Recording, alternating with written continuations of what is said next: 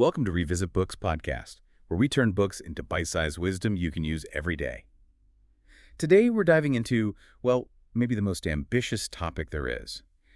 How we as a species think about the future.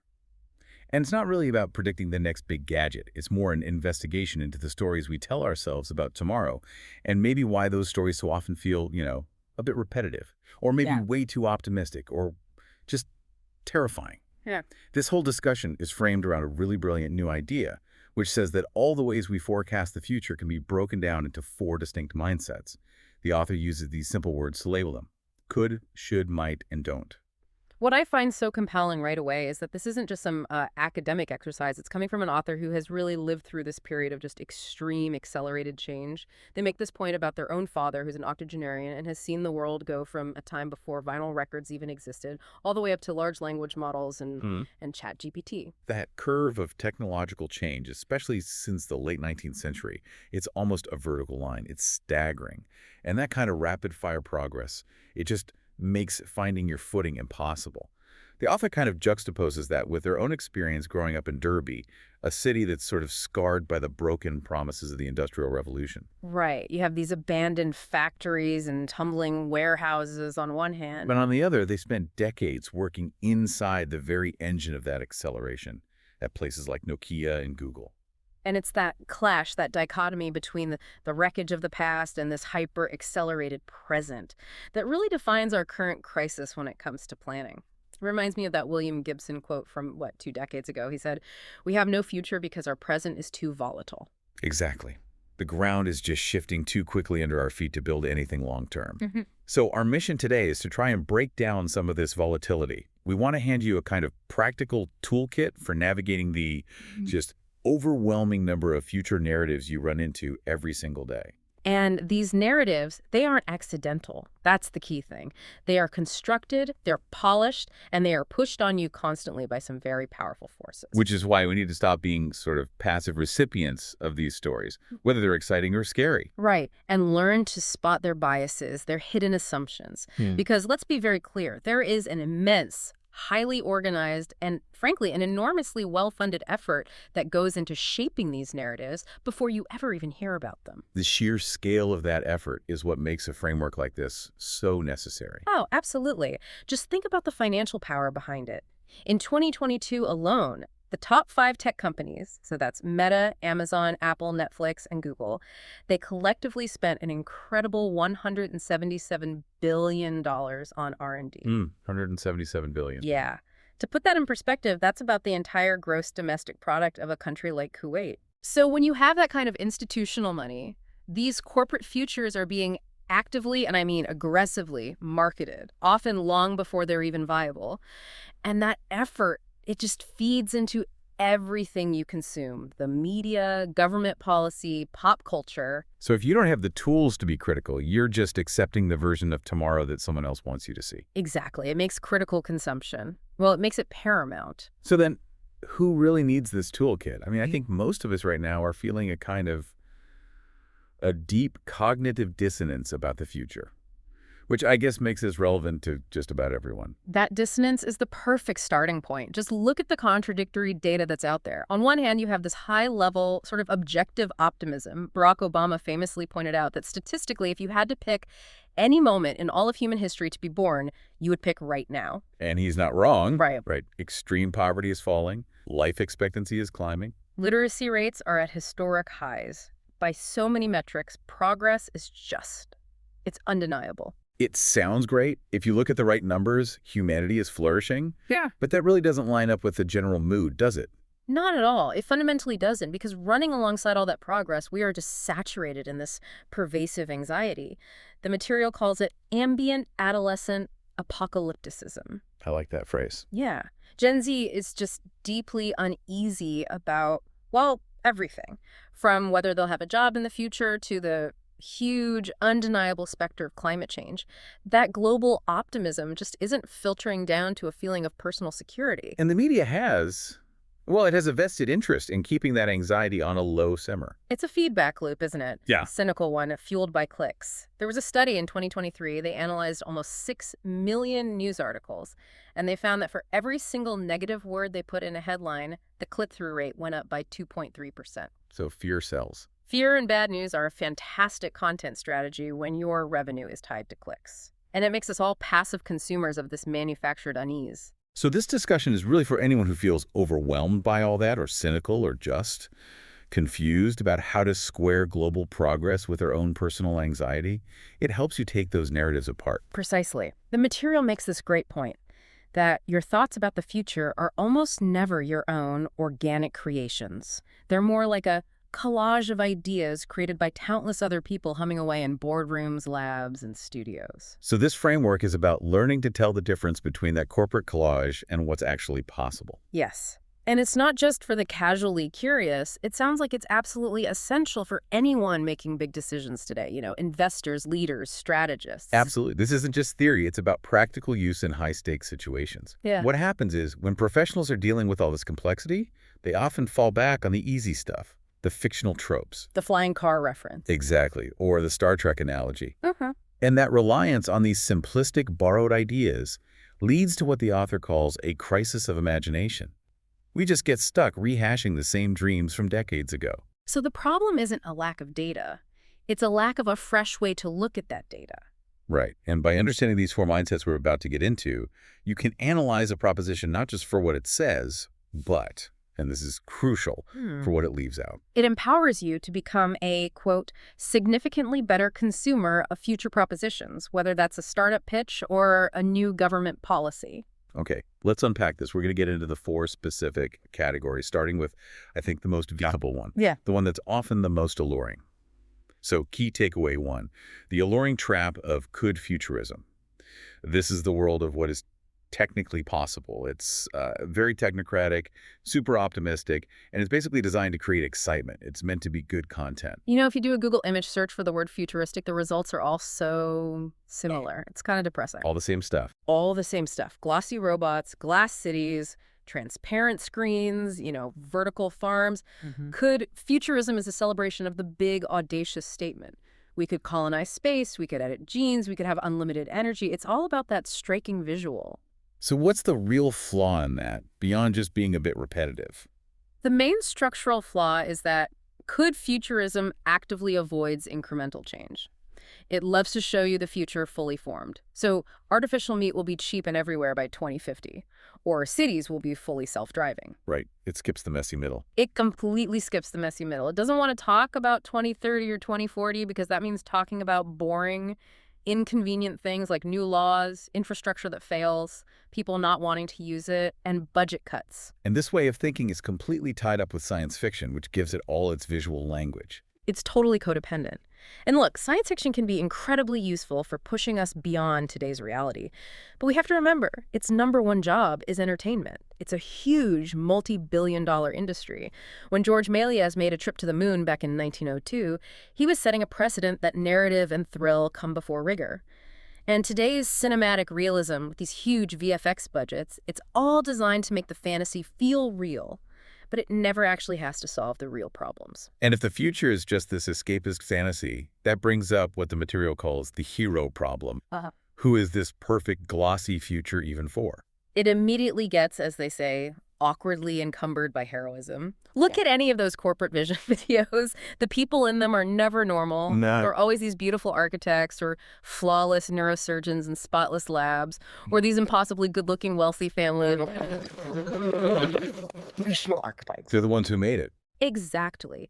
They are not the ordinary person dealing with bad knees or an expired credit card or a sensor that won't stop glitching. And this focus, it actively erases normal, messy people from the conversation about the future. It makes it feel distant, like something that happens to you, not with you. And you see that lack of rigor in the objects themselves. I love that anecdote about the industrial designer on the movie set. Oh, it's the perfect example of why you can't build a product from a MacGuffin. So this designer is meticulously detailing the controls inside a sci-fi vehicle, and the production manager just yells at him because the camera was only focused on the passenger's face. If you couldn't see the detail in the shot, it didn't need to exist. The designer found out later the parts of the console facing away from the camera were just bare, unpainted plywood. It's just narrative window dressing. It's a MacGuffin. It's just there to move the story along. It's not a functional design. And the problem starts when real innovators try to turn a MacGuffin into a real product. Like all the effort that went into making the gesture interfaces from Minority Report real. Right, the movie never had to solve Gorilla Arm. Exactly. The fatigue of holding your arms up all day, or making sure the sensors know the difference between a command and a sneeze. When we mistake a story device for a technical blueprint, we get trapped. And that failure to account for all that real-world complexity, both human and technical, leads us right into the next framework, the one defined by rigid ideology, which is key takeaway two, the commanding certainty of should futurism. So if the first mindset is all about possibility, this one is driven by ideology, by prescription. It offers this incredible confidence and tells us what we must do to achieve a single, better future. This one is so compelling because it cuts through all the noise. It narrows down your choices. It usually comes from a place of discontent with the present, and it offers a radical, sometimes painful shift. And it's usually all written down in a manifesto. And historically, manifestos are incredibly powerful. You think of the poet Marinetti in 1909 publishing his Futurist Manifesto, calling for the destruction of museums and libraries. Or someone like Ayn Rand, using her novels to lay out her objectivist fantasies for millions of people. These things try to yank the steering wheel of the future in one specific, often very polarizing direction. And this is where we need to be really critical of what feels like clarity. The words better and should, they sound so simple and obvious. But the material reminds us they are the endpoint of a swirling maestro of political, social, epistemological, and ethical directionality. Ideologies, whether they're capitalist or socialist or whatever, are really just blueprints for the future they want to build. They simplify everything into a moral imperative. And should futurism gets this incredible weight, this power, when it wraps itself in data, when it uses what the material calls the numeric trap. The numeric trap is so seductive because it promises certainty. This mindset loves a confident prediction. We predict 38% of all jobs will be automated by 2050. It uses charts and graphs and complex models to make its case. And that's why these data-driven proposals get a significant level of hierarchical supremacy. They feel objective. But history is just. It's littered with these spectacularly wrong numeric predictions. Totally. The material calls it numeric fiction. Think of the U.S. Energy Information Administration and their projections for energy use, which were just hilariously wrong for decades, or the economist Irving Fisher declaring stocks had reached a permanently high plateau days before the 1929 crash. A conviction that ruined him. It did. But despite that history of being wildly inaccurate, we still give that numeric certainty so much power. And the most important point here, the one the framework really highlights, is that certainty kills doubt. It suppresses curiosity. It does. The moment you accept that figure, that 38% of jobs will be automated, you stop asking the important critical questions, the don't futurism questions, like what human variables did the model miss? How good was the input data? What if some political event happens that makes the whole thing irrelevant? Certainty just shuts down that critical thought process. And to see the real danger of mixing that kind of certainty with data, we have to look at one of the darkest examples from history, the origin of eugenics. This is really the tragic and chilling destination for that kind of thinking. Sir Francis Galton, who was Charles Darwin's half-cousin, he tried to apply the ideas of animal breeding to human populations. And his method was rigorously quantitative. He spent years measuring people, their height, weight, head size, health, building all these statistical models to create what looked like a scientific case for intentional human breeding. Which he called eugenics. Right, and that's the trap. By presenting his just abhorrent idea in a seemingly rational and logical framing, backed by all this data, he essentially created numerically justified racism. He used data to create an objective system for measuring the quality of a human life. And that model was adopted by some terrible regimes. Tragically, yes, by the Third Reich. It also formed the basis for compulsory sterilization programs that actually continued in the U.S. well into the 1970s. It's just a profound warning from history. You can trust the math, but you can't always trust the thing the math is measuring, especially when it's driven by a single, rigid should. You can see that same kind of single-minded conviction in modern figures, too, like Elon Musk's quest to make humanity multiplanetary. It's based on a very strong should that life on Earth is too fragile in colonization, is a necessary insurance policy. Exactly. And that conviction allows them to raise billions of dollars, but it often just brushes aside the messy, immediate realities of the present. The soothing confidence of should futurism gives you this clear path, but it often blinds you to all the other possible routes. And that need for alternatives, for complexity, brings us to the next one. Key takeaway 3. The pluralistic insurance of might futurism. So a should is about one single certainty. Might is methodical, it's circumspect, it's about exploring multiple scenarios. It asks, what might happen?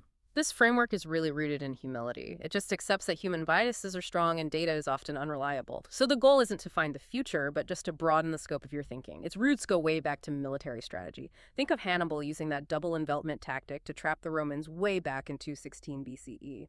But the modern version really comes from complex math and computation. It does. The big breakthrough came with mathematicians like John von Neumann and his minimax theorem that basically birthed game theory, which could turn complex human competition into algebra. Suddenly, you could analyze conflicts as systems, not just simple straight lines. And that work led to places like the Rand Corporation after World War II, which built what they called a science of war through systems analysis. Yeah, they used early computers to run endless if-this-then-that war simulations. They weren't trying to predict which war would happen, but exploring how different escalations might play out. They were rehearsing their responses. The classic case study for applying this to business, though, came later with Royal Dutch Shell in the late 60s. Right, led by Pierre Wack. Shell realized that just relying on business-as-usual projections was incredibly dangerous in the volatile oil market. So they started using scenario planning, not to predict, but to explore. They built 4 different plausible futures for the industry, which forced their executives way out of their comfort zones. So the power here is that it's about plurality, not prediction. It's insurance, not advice. That's the key. Shell used these scenarios to better understand the present-day behaviors of their competitors and geopolitical partners under different possible conditions. The whole point is to rehearse your responses, build that institutional muscle memory, so that when a huge shock hits, like the 1973 oil crisis, you aren't caught flat-footed. But what's so fascinating is that even with all that rigor, this framework is it's still so prone to human error. It's just really hard to imagine the full range of what's possible. It's exceptionally difficult. Might futurism tries to guard against that bias with structured frameworks like STEEP, that's social, technical, economic, environmental, and political. A checklist, basically. It's a checklist to make sure you don't just focus on your pet area. It forces you to actually sit down and consider the social and political factors that so often cause the economic or technical models to just completely fall apart. But even with a good framework, you're still hampered by your data. Garbage in, garbage out. Always. And the military learned that lesson spectacularly in the late 1950s with the missile gap. Ah, yeah. A textbook case of bad data leading to catastrophic miscalculation. In 1957, the CIA claimed the Soviets had hundreds of long-range missiles and would be way ahead of the U.S. by 1961.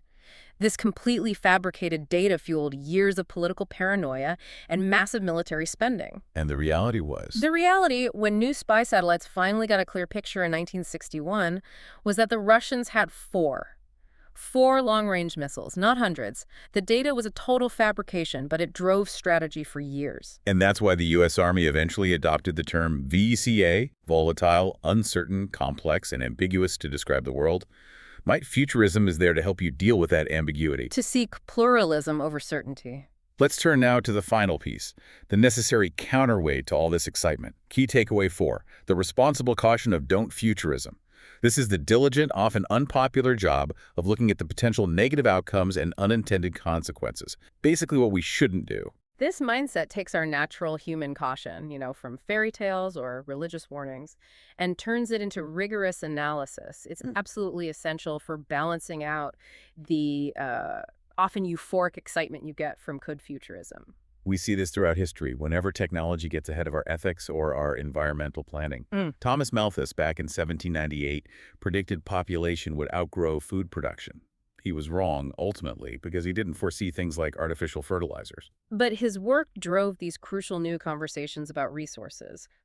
And that's the power of don't futurism. Its accuracy isn't really the point, its influences. A bit like William Stanley Jevons' book, The Coal Question, in 1865. Exactly. One of the first works to talk about resource exhaustion. He argued Britain's industrial power would collapse when the coal ran out. Again, the specific crisis he predicted didn't happen, but it shifted global priorities towards oil and gas. It embedded the idea of resource limits into policy. But the most famous example, the one that really put catastrophic thinking into the mainstream, was the Club of Rome's 1972 book, The Limits to Growth. That book used a complex computer model called World D3 to project that we'd see steep declines in growth and population by the mid-21st century. It sold over 30 million copies and forced a global conversation about planetary boundaries. And while critics argue about the details today, it proved that data and modeling could be used just as powerfully to argue for restraint and caution as for boundless growth. And this approach is most vital when you're dealing with transformative tech, and specifically looking at unintended consequences. The automobile is the perfect example of a solution creating a much worse secondary problem. We forget how bad the initial problem was. In New York City in the 1880s, you had 150,000 horses producing 800,000 tons of manure every year. 800,000 tons. The city was literally drowning in it. The air was awful. Sanitation was a nightmare. So the motor car comes along, and it seems like this clean, quiet, efficient solution to the great manure crisis. A total win. But the secondary consequences were just horrific. Catastrophic. The car introduced widespread choking air pollution. It immediately led to about 2,400 deaths per year in New York City alone from traffic accidents. The initial problem was solved, but a far more complex and deadly one was introduced in its place. And we see that today with electric vehicles. Of course, they solved the oil problem, but introduced this whole complex web of ethical issues around cobalt mining and battery recycling. New challenges to replace the old ones. So it illustrates the key lesson. Any big transformative technology will create complex secondary problems, which is why don't futurism demands we embrace the full spectrum of impact. And this is where we have to confront our own emotional bias. I mean, consider the thought experiment the material poses. What if we cure every single type of cancer globally? That feels like the ultimate human victory. It does, but that immediate gain saving about 10 million lives a year, that results in a population increase of over 1,000 people every single hour. But that's a huge shock to the system. It is. The resulting strain on healthcare budgets, on resources, on infrastructure, it would be a catastrophic burden. Now, the point is not that we shouldn't cure cancer. The point is that without the diligence of don't futurism, we fail to prepare for those inevitable shockwaves. We turn a huge win into a huge liability. So the rigor of this approach is really about focusing on the boring, mundane details that stop the glossy future from ever happening. Yes, exactly. We have to get past the MacGuffin. The author uses this great metaphor from Minority Report. The hero picks up a cereal box, and the animated characters on the package start singing and talking to him. It's all very high-tech and seamless. But then it breaks. It does. He puts the box down, but the sensor fails, so the characters just keep singing. And he gets so frustrated by this really common, annoying tech glitch that he just throws the box across the room. That small, irritating, non-sexy reality, the software bug, the sensor failure, that is the real barrier to the future. So could futurism is about the physics? Can we make the box sing? But don't futurism forces you to think about the integration, the legislation, the supply chain, the ethics, and just the reality of a consumer who wants the singing to stop. Right, and if you omit that rigor, you perpetuate this bombastic but ultimately hollow reputation that futurism sometimes gets. To be effective, it has to be detailed, painful, and grounded in reality. So we've covered these four mindsets: the excitement of could, the focus of should, the plurality of might, and the essential caution of don't. And it becomes pretty clear that the best way to think about the future isn't about picking one. It's about synthesizing all four. The tension between them is what creates better ideas. You need the imagination of could just to get going, the conviction of should to drive action, the broad perspective of might to guard against your own blind spots, and the diligence of don't to spot the flaws. And if there's one practical takeaway for how to situate yourself in all this, it's what the material calls the cereal box test. Yeah, stop looking up at the glossy skyscrapers. Instead, look really closely at a humble, everyday object, like that box of cereal. If you look at it like an archaeologist, you see all these signals about the present. The branding, the nutrition labels, the government compliance marks. The barcode, the packaging materials. Thinking about those mundane, boring details is so much more effective for placing a new idea in the real world than just reaching for a Star Trek trope. You have to focus on the excruciating detail it takes to get from a big idea to a practical reality. Because the future isn't a destination. It's not a noun, it's a verb. It's a messy process you build every single day. Exactly. And that brings us to our final thought. The 1939 World's Fair had this legendary exhibit, Futurama, where it physically lifted people up on moving seats, high above this huge model of a future city. It gave them this God's eye view. And that experience is really a metaphor for the perspective we're trying to encourage here. The material calls it the overview effect. It helps you get some distance and shake off what they call adopted opinions, the photocopies of futures that are sold to you by corporations and the media. So we want to encourage you to find your own overview effect. Don't let the noise of change or the manufactured anxiety stop you from flexing your own imagination. The goal is to develop your own rigorous perspective on where things might be going and focus on the honest work of making things happen. Because the person who focuses on the tedious, mundane reality is the one who actually ends up shaping the future. That's today's breakdown. While this discussion cannot replace the book's full text, it can offer a glimpse into its teachings. I hope you found this discussion helpful, and I look forward to sharing more. Let me know what book next you want to discuss.